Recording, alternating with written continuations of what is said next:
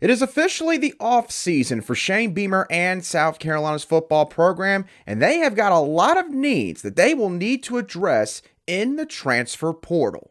You are Locked On Gamecocks, your daily podcast on the South Carolina Gamecocks, part of the Locked On Podcast Network, your team every day. Hello, Gamecock Nation, and welcome back to the Locked On Gamecocks podcast. I am Andrew Lyon, the host of this podcast, and also a staff writer for Gamecocks Digest over on SI.com. Thank y'all so much for making the Locked On Gamecocks podcast your first listen or watch for your team here today. We are free and available both on YouTube and wherever you get your audio podcast daily. Today's episode is brought to you by FanDuel Sportsbook. Make every moment more right now as new customers can get $150 in bonus bets with any winning $5 money line bet. That's $150 if your team wins. Visit FanDuel.com/lockedon to get started.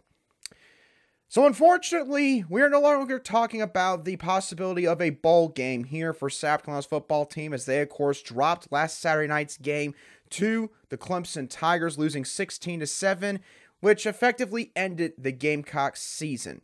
So now, Shane Beamer and this staff, they are in the process of essentially reevaluating everything about this football program, and that includes their roster.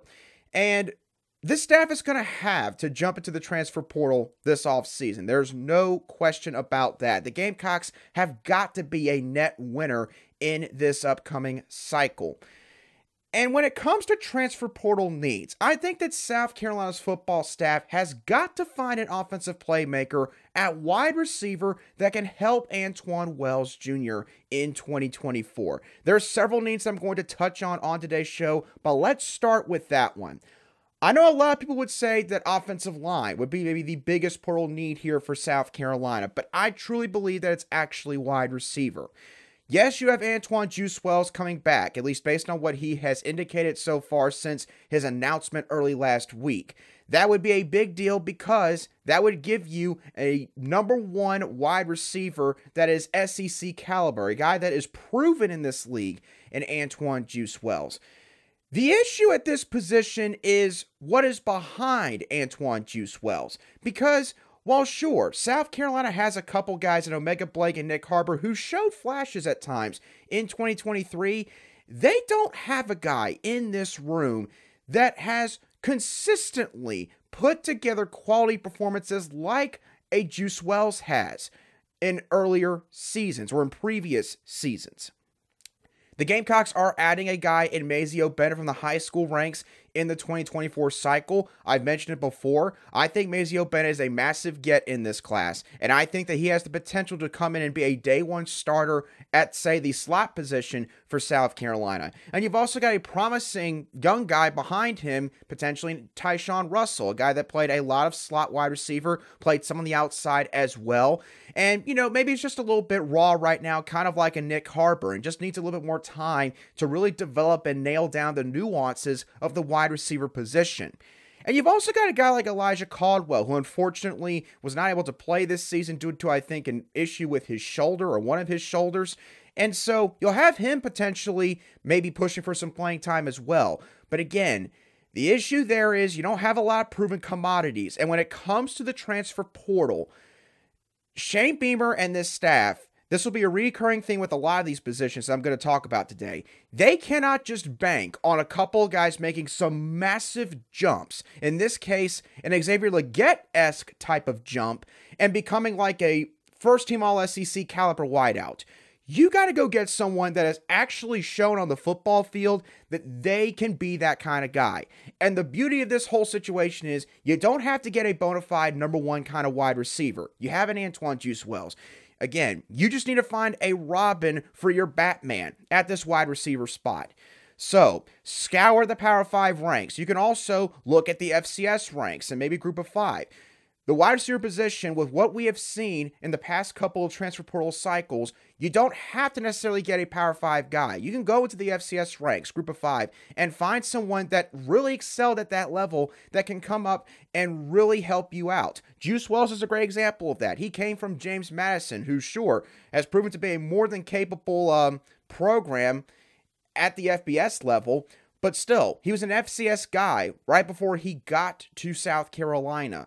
And there was no issue there in that regard. So you don't have to necessarily cast your net in a specific area or a specific classification when it comes to the type of competition that they're playing. But you got to find somebody. And honestly, I think you should actually find 2 wide receivers. But you need to have one guy that can play on the outside in the SEC and can really be a solid 1-2 tandem alongside Antwane Juice Wells at wide receiver. The second biggest need for the Gamecocks in this transfer portal cycle, in my opinion, and this might surprise some of you, an experienced quarterback that has starts under his belt. Lenore Sellers, as of right now, if you told me, tell us who you think the starting quarterback is going to be next year, I would sit here and tell you Lenore Sellers. Based on what we have seen, based on the fact that Luke Doty has been taking pretty much all of his snaps this season at wide receiver, I think it's fair to say that number 16, he would be the odds-on favorite right now to be the starting quarterback in Week 1 against Old Dominion in 2024. Here is a situation, though, that we do have to discuss, and one that I know is, uncomfortable to acknowledge. Lenore Sellers is a running quarterback. He is definitely a pure dual-threat guy. Knowing how Dow Loggins operated with Spencer Rattler this year, you have to imagine he is going to incorporate Lenore Sellers into this run game for the Gamecocks this next fall. That means that Lenore Sellers is going to take a lot more hits. That also means that there is a greater likelihood of him possibly going down with an injury. And again, this is all about being ahead of the curve, being prepared for unforeseen circumstances. So if Lenore Sellers goes down with an injury, I'll just throw this out there. Would you be totally comfortable with a third-year sophomore in Tanner Bailey that has never started a game for South Carolina, or a Dante Reno, who is a true freshman this next fall, or a Colton Gather, who has played some, but never again started an actual football game against an FBS opponent? It's kind of the same deal as the wide receiver position, in all honesty. You have a guy at the front of the line that, off the hoof, is just a phenomenal athlete and somebody that has at least shown flashes of greatness at that spot. Granted, against Vanderbilt and Furman, but still, someone that could be an all-SEC type player. But what about the guys behind him? You need to go and get an experienced quarterback that has started games and has played at a high level. But the key here is this for Shane Beamer and the staff. You're going to have to get somebody that is also going to be okay with the possibility of being a backup. Heck, you can create your own quarterback competition if you want to. You can bring somebody in that can push Lenore Sellers and the younger guys. But if they lose the quarterback job, if they lose the quarterback competition, I should say, then they can still serve as a mentor to those guys in that quarterback room. That would be a win-win situation, in my opinion. The issue is, a lot of these guys that do enter the portal, they're looking for a situation where, they're going to be the guy when they get to their next destination. That's going to be the tricky part here. But I still think that this is your second biggest need if you're Shane Beamer and the staff. Find an experienced thrower of the football that is willing to possibly be the backup, but someone that would be serviceable if, gosh forbid, Lenore Sellers were to go down with an injury in 2024 at some point in time. Now, we got plenty more to talk about in terms of transfer portal needs for Shane Beamer and the Gamecocks, and we're going to discuss a couple more positions in just a few moments right here on Locked On Gamecocks. Today's show is brought to you by FanDuel. As the weather gets colder, the NFL offers stay hot on FanDuel. Right now, new customers on FanDuel can get $150 in bonus bets with any $5 money line bet that wins. That's $150 if your team wins. Thursday night football will be taking place in just a couple of days, and the Seattle Seahawks will be going on the road to take on the Dallas Cowboys. The money line for the Seahawks is set at plus 330, and the money line for the Cowboys is set at minus 420. So the Cowboys are a big favorite here in this matchup, but they haven't done quite that well against teams that have actually been pretty decent so far this NFL season. If you've been thinking about joining FanDuel, there's no better time to get in on the action. The app is easy to use, and you can bet on everything from spreads to player props, over-unders, and more. So visit FanDuel.com/lockedon and kick off the NFL season with FanDuel, an official partner of the NFL. Today's show is also brought to you by LinkedIn Jobs. Now, it is officially the holiday season, and so for some of you small businesses out there, you're probably looking for some extra help throughout the holiday season because demand is going to be a lot higher depending on what type of business you run. Maybe it is retail, maybe it is storage, because obviously, end of the year, some people also are trying to clear out their house. There's a ton of different companies that could use all the extra help that they can get. And so if you're in that situation, you need to go and check out LinkedIn Jobs right now. All you got to do is add your job and the purple hashtag hiring frame to your LinkedIn profile to spread the word that you are hiring, and then utilize tools like screening questions to filter through the candidates. It's why small businesses rate LinkedIn Jobs #1 in delivering quality hires, because LinkedIn Jobs helps you find the qualified candidates that you want to talk to faster. Post your job for free at linkedin.com/lockedoncollege. That's linkedin.com/lockedoncollege to post your job for free today. Terms and conditions do apply.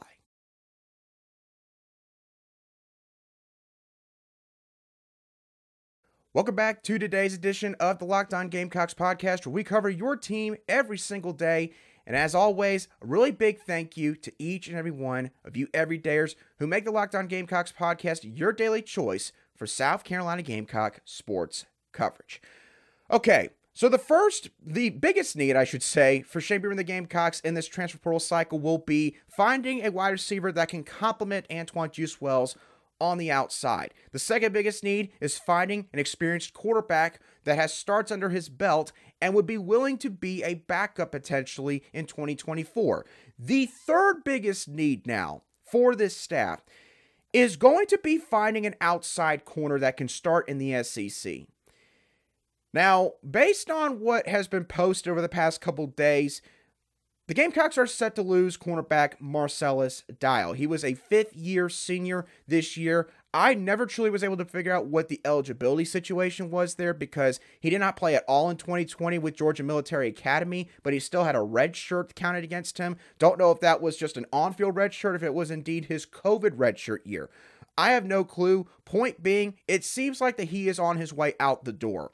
You've also got O'Donnell Fortune. O'Donnell Fortune was a redshirt junior in 2023, started a lot of games for you, and played pretty doggone well overall. He has the opportunity to come back should he want to.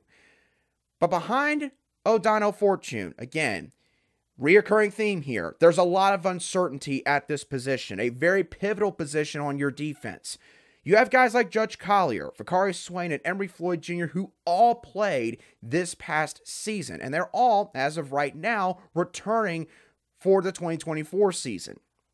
But the issue here is, maybe outside of Judge Collier, I don't know if any of those guys could handle just being thrown out there right into the fire pit, so to speak, and would be able to handle being an outside corner against SEC teams in 2024, unless any of them just made a massive leap, I should say, this coming off season.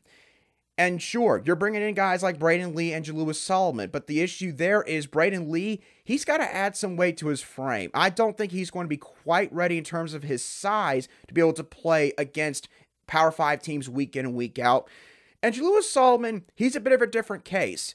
He's a talented corner, don't get me wrong on that. But his deal is, he's got a skill set that's more suited to play closer to the box, but the kind of frame that you like for an outside corner. So I really don't know what the staff is going to do yet with him because they kind of have options with where they could put him in this defense. It also is going to really depend on what kind of defense the Gamecocks are running in 2024, which obviously, as of right now, we just don't really know. So you get my point here. South Carolina, there's a ton of question marks with the guys that are at that cornerback position right now, with Marcellus Dial walking out the door, and potentially, who knows, Antwane Fortune. He could decide that he wants to take his shot at the NFL. So you've got to get at least one guy. Again, kind of like wide receiver, you got to get somebody that has started at the outside corner position and has played at a really high level. Not somebody that was the player of the week in their conference once or twice in like 3 seasons, and you're taking a chance on him. You're having to reach for him. You cannot do that at this position. You need to get someone that is proven. If you're having to decide that you got to allocate some of your NIL dollars to certain position groups, outside corner, in my opinion, has got to be one where you allocate the majority of it to. If that's what it's going to take to get somebody that is going to star at that position. Cornerback is one of the top 5 positions for a football team where you've got to have studs there. It's quarterback, it's wide receiver, it's offensive tackle, it's edge rusher, and it's cornerback. You got to find somebody at this position to go alongside possibly Antwane Fortune for the 2024 season, so that way you take some of the pressure off of the younger guys, and you can allow them to develop further. And you also don't put a guy like Julius Solomon in a situation where he has to play in year 1. Now, number 4 on the list of needs here in the transfer portal for South Carolina. This is where I slot the running back position. Now, this is probably one of the biggest what-if positions for the Gamecocks this offseason, because this one could suddenly vault up near the top depending on what all happens here. You are losing to Antwane Jr. That is a guarantee. Antwane no longer has any eligibility left. Obviously, a great Gamecock, a Gamecock that will forever be beloved by the fan base, but he is walking out the door. Mario Anderson Jr. has to be discussed. South Carolina could lose him after this season. You got to think about it. He's already played 5 years of college football. He just proved that even with a very inconsistent offensive line, that he can play in the SEC. He proved that he could catch the ball pretty well this year. He also proved that he was a decent a decent pass blocker. He grew a lot as the season progressed. He fought through injury. Mario Anderson Jr. did a lot this year that will not show up fully on the stat sheet. And maybe Mario Anderson Jr., he kind of feels like that he has proven everything he's needed to prove. And for the running back position, you got to get into the NFL as quick as possible, depending on your situation. I've also seen that Mario Anderson Jr., he apparently has got a kid on the way.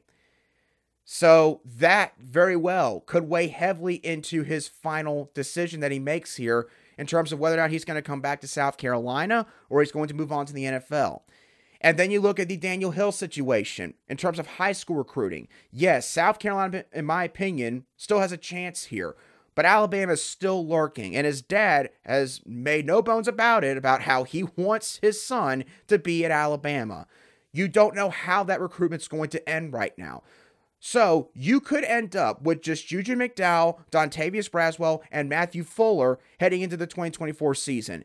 That would be a very dangerous situation for South Carolina if that were to happen. That's not me saying that Dontavius Braswell does not have talent, or Matthew Fuller, or that Juju McDowell could not help you. But you got to get somebody in that room if that is indeed the trio that you're bringing back, or that you have coming in for the 2024 season. So again, if Dacarion's leaving, which he is, he has no other choice, Mario walks out the door and you don't get Daniel Hill, this quickly vaults up to maybe number 3 or number 2 on your list of needs in the transfer portal. But right now I put it at number 4 simply because we don't know what it's going to look like at this very point in time. Now, we're going to go back to another key position here for South Carolina's football roster, and we're going to switch over to the defensive side of the ball. We'll talk about the last big need, I think, for the Gamecocks in just a couple moments right here on Locked On Gamecocks. Today's show is brought to you by Prize Picks. Prize Picks is really simple and easy to play because you can make your picks and submit your entry in less than 60 seconds. Quick withdrawals, easy gameplay, and and an enormous selection of players and stat types are what make PrizePicks the #1 daily fantasy sports app out there. I talked about the Seattle Seahawks and Dallas Cowboys game from Thursday night, and I'm going to stick with that game for my PrizePicks selection here, because I think Seattle quarterback Geno Smith will throw for less than 230.5 passing yards against the Cowboys, who possesses the second best pass defense in the NFL, plus it's a short week, and Dallas has home field advantage. I think all of that falls in favor of the Cowboys in this Thursday night matchup. If you agree with me, or maybe want to check out some of the other game options, go to prizepicks.com/LockedOnCollege and use code LockedOnCollege for a first deposit match up to $100. Again, that's prizepicks.com/LockedOnCollege and promo code LockedOnCollege for a first deposit match up to $100. PrizePicks, daily fantasy sports made easy. Welcome back to this Tuesday edition of the Locked On Gamecocks podcast, where we cover your South Carolina Gamecocks every single day in just 30 minutes. All right, the fifth biggest need, I think, for Shane Beamer and the Gamecocks heading into the 2024 transfer portal cycle is the defensive end position. Now, South Carolina, as of this very moment, they are only losing Jordan Strachan from this group. They could potentially maybe lose another guy or two, but you have players here like Desmond Umeozulu, Brian Thomas Jr., Jatius Gear is coming back. You've also got a Dylan Stewart that is coming to campus this next spring. So you've got a nucleus right there of younger guys, and some of them possessing very high ceilings that could really help you sort of improve that pass rush this next season. Here's the key question, though, for this staff, and I alluded to this earlier in the show. What kind of scheme are you going to implement in 2024? Are you going to stick permanently with this 3-3-5? Because if you do, that changes this question. That changes potentially what the fifth biggest need would be here. How much of a priority the defensive end position would be in this transfer portal cycle. If you're going to try to go back to your 4-2-5, maybe Clayton White, is staying here, but he kind of draws back a little bit in terms of all the responsibilities that his players have. If you do something like that, then in my opinion, you still got to try to find somebody. And this one is just, again, simply positioning where I think you got to get someone that's proven. You got to get someone that can come in here and can start for you immediately. Again, you want to be proactive if you're Shane Beamer and the staff.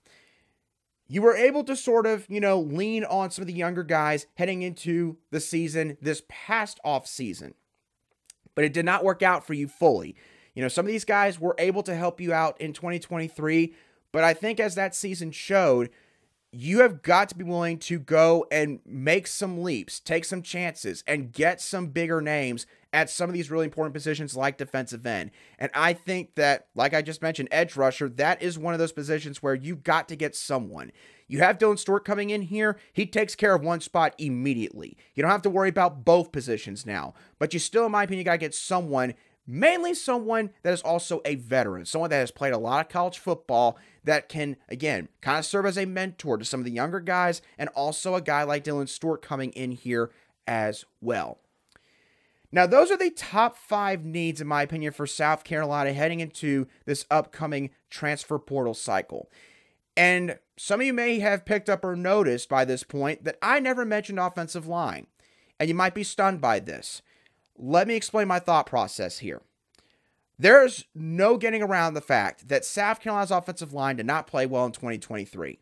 No question about it. One of the worst offensive lines of the country in terms of protecting the quarterback. Had some really ugly games against athletic and speedy edge rushers. There was a lot of things that went wrong for this unit this year. Run blocking also was not very good.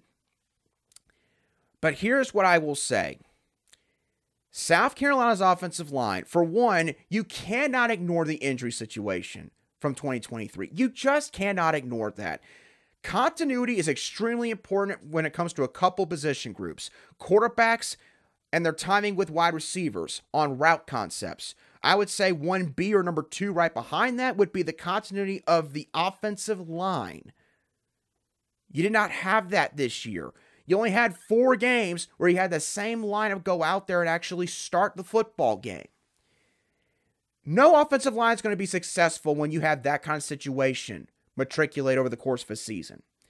And when you look at this roster, the veterans that are coming back and the incoming recruits, this is a group that is going to be deeper and more talented than it was this year. My whole point here is I think this was the bottoming out year for this offensive line unit. That 2021 class that ranked like 80-something, depending on where you looked in terms of the recruiting rankings, this was the year where it caught up to you. Shane Beamer and the staff could not completely avoid it. It was going to happen, and it happened this year. But I do think that you will see growth from this unit next year. Think about this. Vershawn Lee could come back for next season. You'll have guys returning like Kason Henry, Trevon Baugh, Tree Babalade, start a ton of games as a true freshman, Trey Jones. Marquis Anderson comes off of a season-ending knee surgery. Ryan Brubaker also comes back from a season-ending surgery or operation. You also are bringing in recruits like Josiah Thompson, 5-star, Cam Pringle, a 4-star, Blake Franks, high-level 3-star. Also, Jatavius Shivers. You've got him on this roster as well. So that's like 11 guys right there. And then you could have Jalen Nichols coming back. Remember, he was gone the whole season this fall. That was one of your bona fide starters out because of what happened back in the spring game. Ja'Kai Moore, a lot of starts under his belt. He has the option to return should he want to. Nick Gargiulo even. He's talked about this before. It would take a couple things happening. One, he would obviously want to have to come back. That's an obvious step. Two, he could potentially apply for a medical waiver from his time at Yale, because I think there was a season where he only played like 3 or 4 games because he could not play the rest of the season due to an injury. So he could decide to do that. And if he were to do that, the NCAA these days, as long as you got a pretty good reason, they typically seem to sign off on everything now in terms of like medical waivers and things of that nature. So Nick Gargiulo, yes, it might be a bit of a long shot right now. A couple things would have to happen, but there is a chance that he could return. So you add up all of those guys. That is 14 players, in my opinion, that not only could play for you if they needed to, but also a bunch of guys that have started a ton of games for this team. So I don't think the offensive line, as bad as it was this year, I don't think that it is quite in as much of a dire strait as some fans would like to imagine. Now, I will acknowledge that, hey, maybe you could go into the portal, you could get a guy or two that could help you. I know that there's a couple guys from the Ivy League that I think the staff is eyeballing right now. But I think that this unit is a lot better off than some people realize. Also, Lonnie Teasley. First of all, again, you cannot outcoach the injury bug. No coach has ever been able to do it. Lonnie Teasley was not going to be able to do it. Secondly, this was Lonnie Teasley's first year as the full-time offensive line coach. Last couple of years, it was Greg Atkins dealing with health issues on and off here and there. Lonnie Teasley going in, then going out and being an analyst, then coming back in and having to fill in for the position coach. Was a sticky situation when it came to the instability of that spot. And obviously, Coach Atkins could not help that. And thankfully, I think he's doing much better now in terms of his personal health. But Lonnie Teasley was not the full-time position coach until this season. He has not had a fair chance yet to really implement his sort of vision of how he wants his offensive lineman to play. He's very meticulous. He's very detail-oriented. From what I could tell, when the offensive lineman spoke to the media this season, they were all extremely complimentary of Lonnie Teasley. And I don't think it was just player speak. I think when you see that, I think that tells everyone that they genuinely like their coach, and he is also getting them right on the football field. My point here is this was a season that we were going to have to grin and bear a little bit. But give this unit a chance next year. I really don't think you actually have to go out there and get like 2-3 offensive linemen. I think that position is the wide receiver position. But obviously, there's plenty of different opinions out there on what South Carolina needs and maybe how much they need at each individual position. So what are your thoughts? What do you think the biggest need is for South Carolina? And where do you think maybe they need to get the most players out of the transfer portal? Let me know your thoughts down below in the comments section if you watched today's show on YouTube, or shoot me a direct message on Twitter at @alion_SC if you listen to today's show on audio podcast app. Once again, thank y'all so much for tuning in. Have a great rest of your Tuesday, and I'll be sure to catch y'all on the next show of the Locked On Gamecocks podcast.